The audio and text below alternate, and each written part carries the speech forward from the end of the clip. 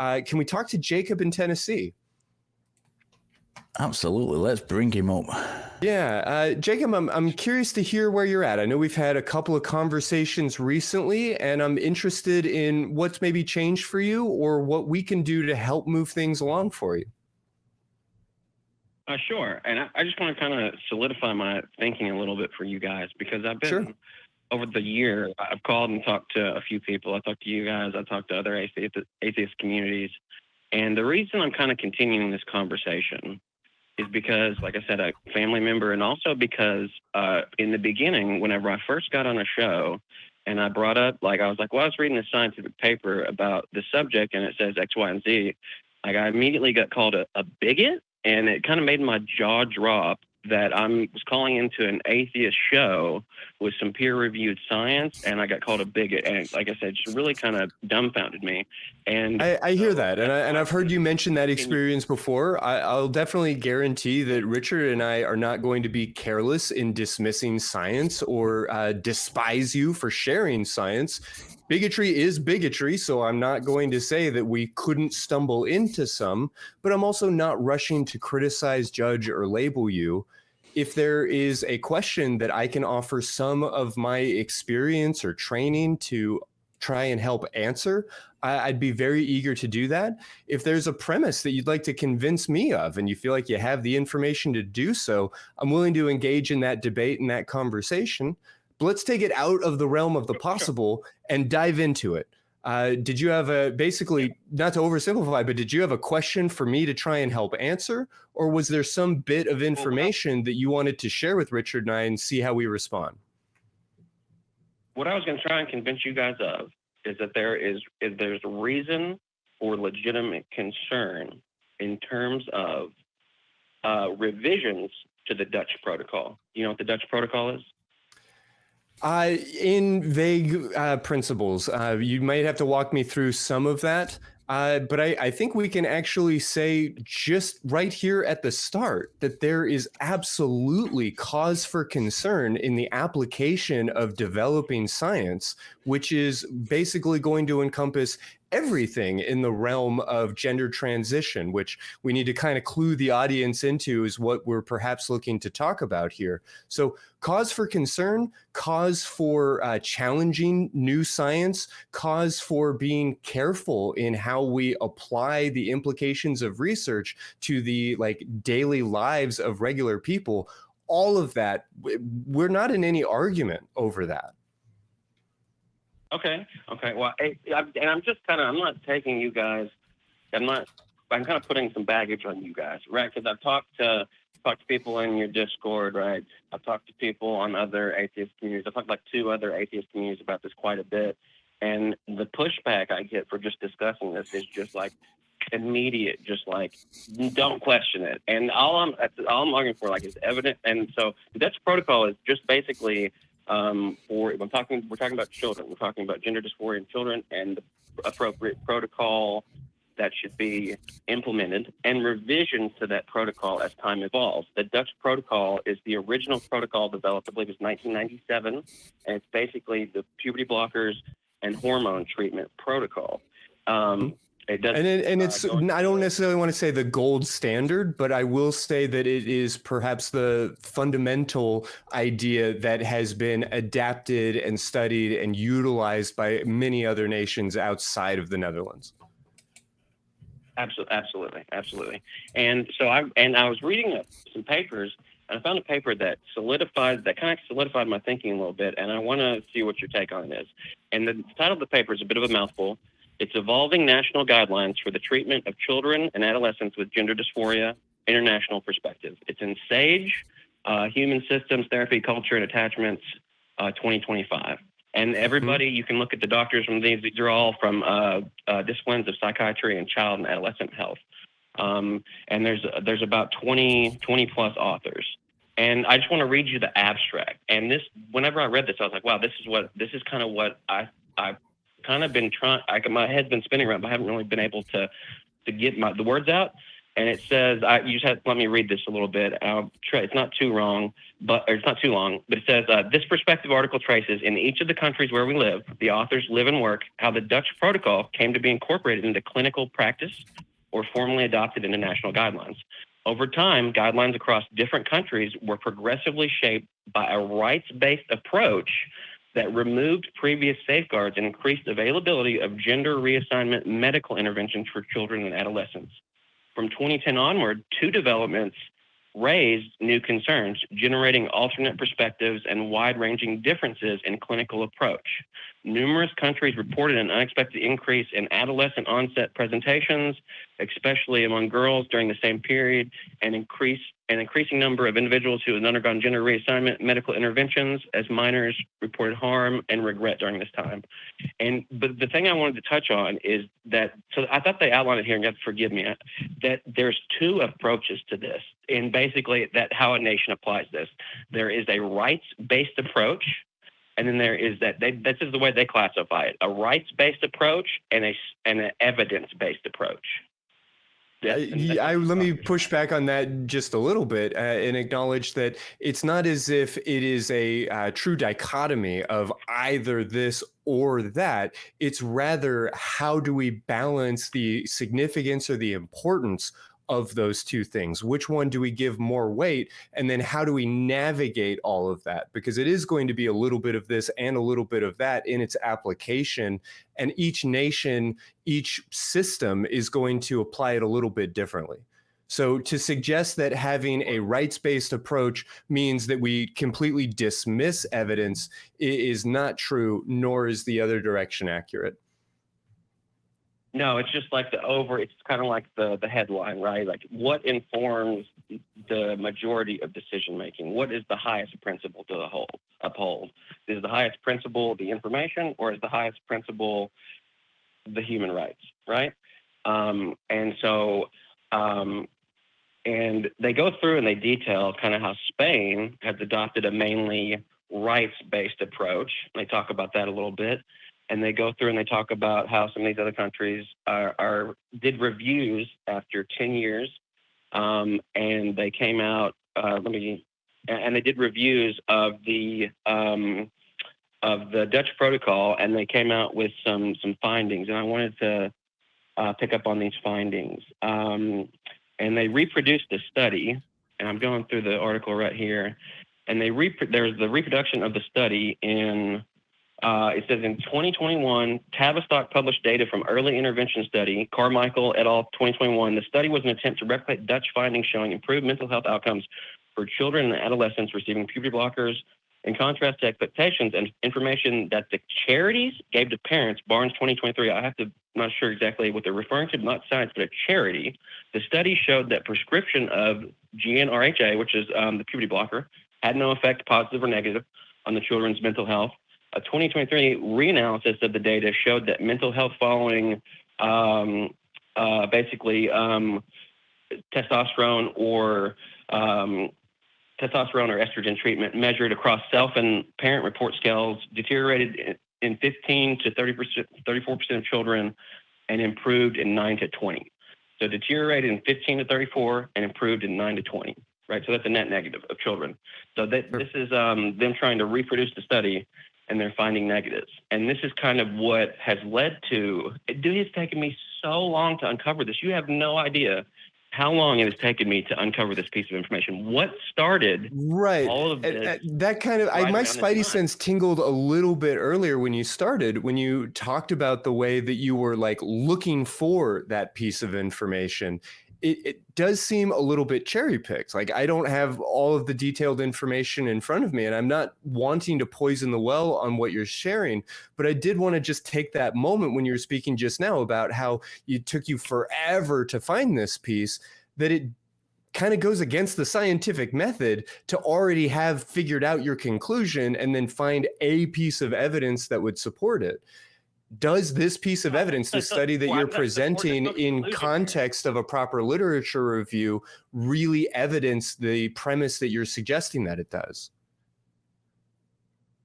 Well, I mean, do you believe that the scientists were lying in this case?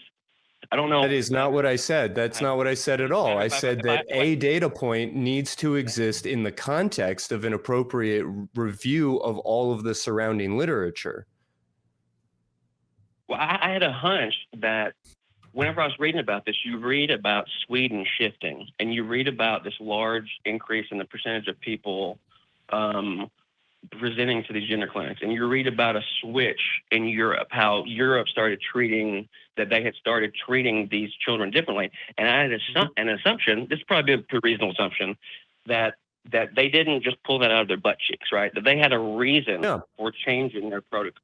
Right. Yeah, so, and I want to be clear. I want these change? protocols to be shifting. I want them to be evolving and developing. Exactly. I mean, it is vital that we recognize how new and in many ways imprecise all of this is, and how we need to be constantly looking to improve it, and not based on our sort of partisan ideals of how things ought to be, but really based on the evidence and the data that we see in the well-being of, in particularly, children and certainly others. So we're still in alignment here, but I can't help but feel like there's going to be a leap to a conclusion that I can't follow you on. There's no conclusion here. The conclusion is basically what you just said, is that we need to be open as a society to revisions of the Dutch Protocol. We came up with the Dutch Protocol in absolute absence of evidence. It was a protocol that, like, you revise medical procedures as time goes on. They don't stay the same. Yes. And whenever I talk to people about this, they just will have none of it. Don't question it. Let me ask you this, and this feels like the kind of the crux of the whole conversation for me. When you talk to people, are you talking about researchers? Are you talking about clinicians? Absolutely. Are you talking about people who work in like organizational health? Are you talking about people who direct funding to research? Are you talking to people who work in community health organizations? We, like, as a clinician, we all know that the science is constantly evolving. We all know that the protocols are constantly changing. I have to Google the WPATH criteria every 6 months just to make sure that the documentation I'm putting together is in alignment with the constantly updating specifics of the science of the field.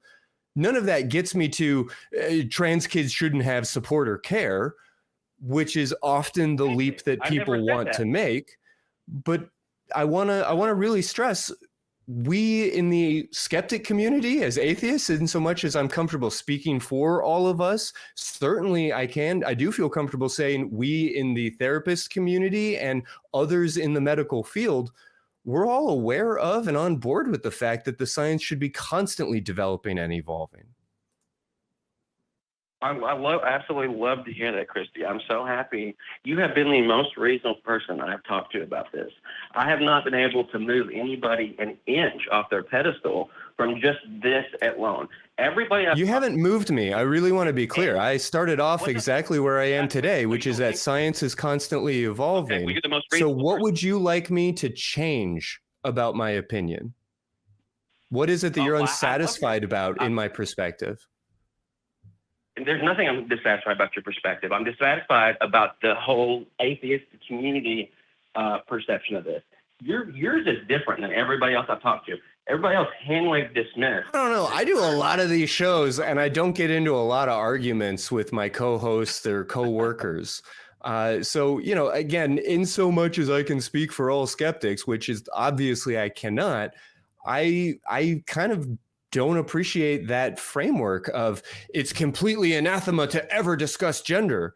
What is happening is that people who watch this show, people who make this show, I feel somewhat comfortable speaking for many of us, are goddamn sick and exhausted of having to defend the humanity of transgender people.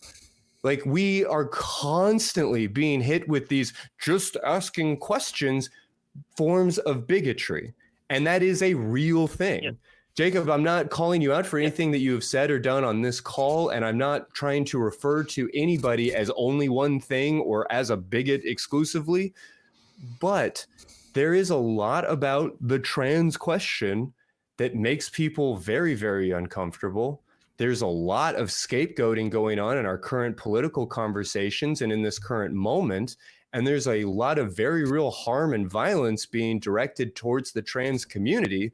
So therefore, people can be kind of tender and a little bit skittish about all of this. So when somebody comes in with a like cherry pick study that seems to suggest that we should just dismiss the trans experience, maybe people can get a little bit on their back foot.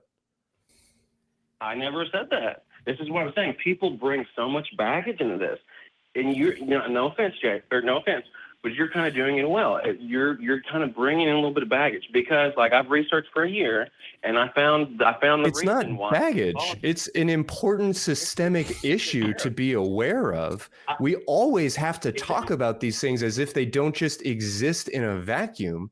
If gender is a social construct, the nature of the society that is constructing it is very much not a tertiary concern.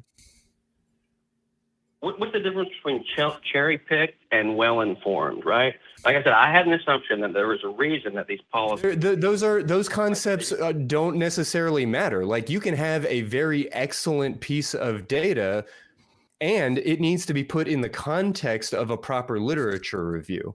It doesn't mean that that data point isn't useful. It doesn't mean it isn't important.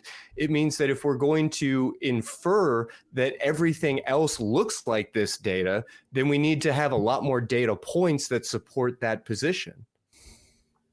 Yeah, absolutely. Absolutely. You're 100% correct. And that's all I'm saying.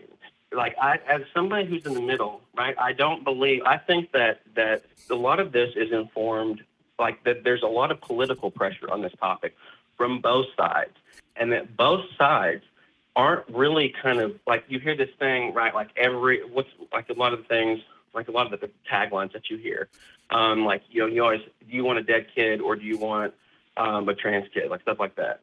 Or do you? Yeah, I mean, the nature of this conversation is significant and personal and in a very, very important way. So people do say, perhaps snarkily, things like that, but it's also a question that's sincerely worth asking. We don't want political positions informing our scientific position, right? We don't want some political tagline informing the basis for our science, right? You don't want to come into your science assuming. I appreciate that. Show me a research scientist who is basing their research on political taglines. Well, you're conflating the idiocy of a YouTube argument with the legitimacy of a robust field of science and medical care. Well, I'm talking about the political pressure that causes countries like Spain to take I don't see the reason in doing a human rights-based approach. To me, the best thing to do would be to make a scientific evidence-based approach. That would be the best. I don't mean to be petty about it, but I hope that you go back and you listen to yourself, hear yourself say, I don't see the value in a human rights-based approach. It is important that people have autonomy over their own bodies and that they be able to work in conjunction with medical providers to receive appropriate and necessary care based on their own understanding of themselves. Does that mean that we should be giving, ivermectin to everybody who asks for it? No, there are controls in place for these things. Yes, there are hugely politicized issues in performing and conducting all of this research. I completely agree about that, and it's a problem. What is the solution that you're proposing? What is the critique or criticism that you have? Because I have a lot more personal relationships with people who work in these research laboratories than you do, and so much as I can speak for them, telling you they're not doing it because of political taglines. I believe you, but I was talking about the overarching political pressure that informs people to go out and give people death threats, or there's like this air of, if you talk about this, like you're gonna, like, people don't want to talk about this. Yeah. Okay. So if you want me to denounce People scared to talk about threatening death towards somebody just because they have a different point of view on a political issue, then fine. I will say that. I don't know that it's actually a specific Atheist Community of Austin position, but I can definitely say that we as an organization are wanting to be developing the science in an apolitical fashion. What is the cloud that you're shaking your fist at? How can either of us do anything to help? Whose opinion would you like to change because of this conversation?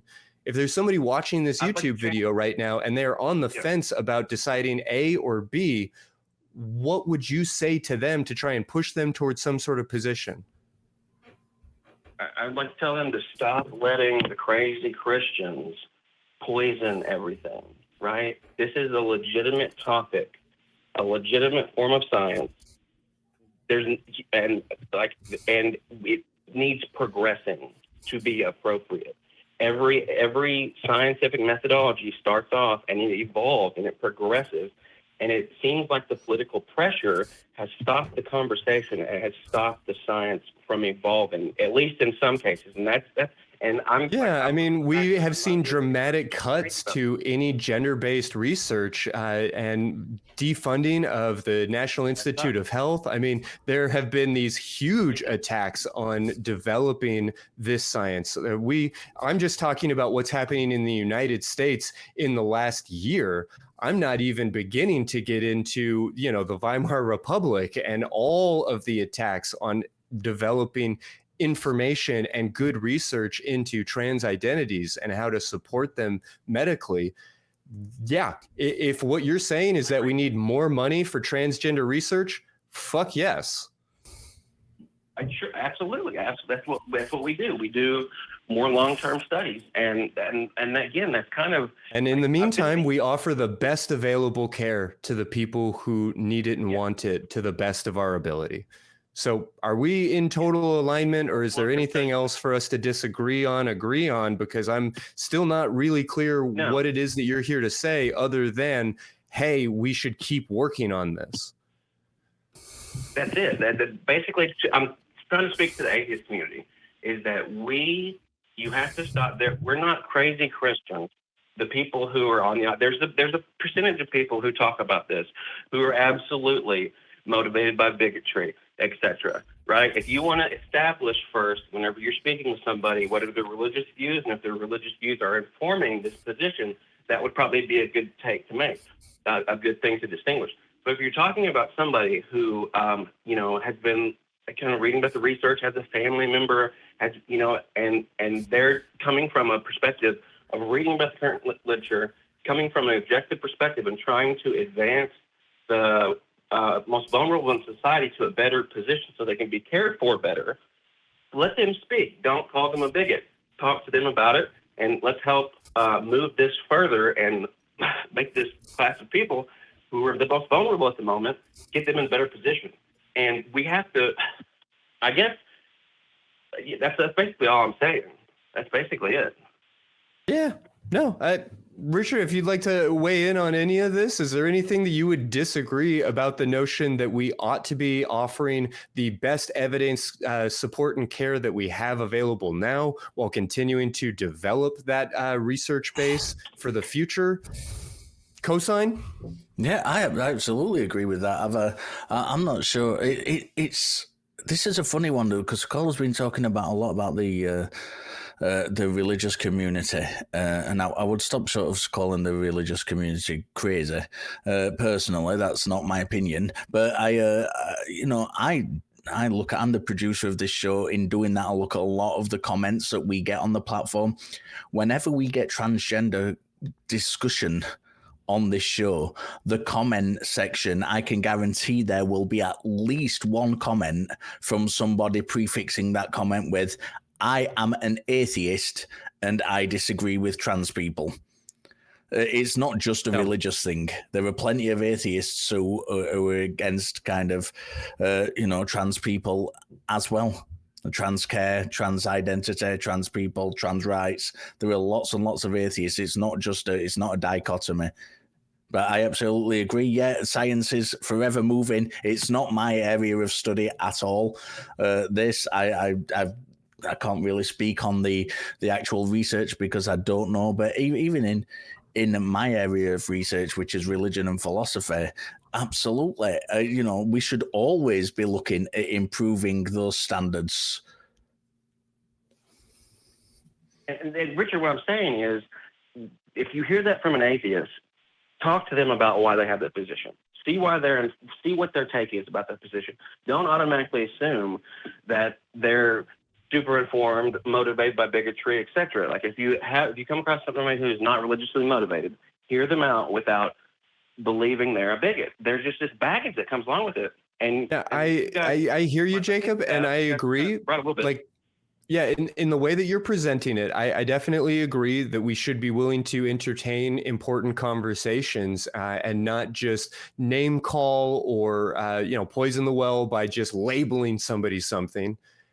And I really do want to impress upon you the tenderness of this issue and the idea that if people who are different from you are telling you that your perspective or your viewpoints or your talking points or the way that you're coming across strikes them as bigoted, I hope you have the patience and the humility and the skepticism and the wisdom to take a deep breath and ask yourself why they would say that. I'm not saying I agree with it. I'm not trying to label you in that way, but I do want to point out that anytime members of a vulnerable minority point out that there is something problematic about your actions, about your words, about your presentation, it is worth your time. It's part of our cultural contract to really ask yourself why they would say that and perhaps to do something about it. And this is the reason motivating at least people that I know, my friends and family, that at least people I know that are atheists as well, like, this is the reason, is that the science is evolving, and we don't want, if you say like, well, I have a problem with this this notion that you affirm every child's gender. There's some children that's not the case, and that we need to let the science deal with that appropriately, and not let the political positions inform us. And just if somebody has it, like I said, it's almost like an inherent thing. It's like if you so I don't mean to interrupt you again. I know I've done that a few times, but I'm trying to understand how what you were saying now is any different from what you were saying a few minutes ago, and how any of it is in response to what I said. Well, it's in response to what the other co-host said. He said something about like, well, I see an atheist comment. Well, I'm an atheist and I don't agree with this. And then he said bigot in the same sentence. I don't know why you have to combine those. If somebody's like, well, I want to talk about this, I don't necessarily agree with it. Because the political pressure is on so much on one side, right? I would very much push back against that. There is incredible political pressure and will on both sides of this issue. Perhaps not as much willpower and pressure as I would like to see on my own side, but that's the nature of partisan politics, our two-party system in this country. Like, this can go on and really extend out in some very big ways. But to suggest that there is only one political force at work in this issue just doesn't strike me as reasonable or accurate. I think we agree in principle on the things that matter, which is be skeptical, be open to being corrected, and never let your research or your desire to better understand the world be satiated. There are vulnerable people here who need to be cared for and taken seriously, and they can be better supported by more research, more investment, and more compassion. For me, that kind of sums up everything I wanted to hit here. Does that all work for you? Yeah, that sounds great. And like I said, I don't really know what else to say without repeating anything. This has been a great conversation. Like I said, you have been the most reasonable person I've talked to.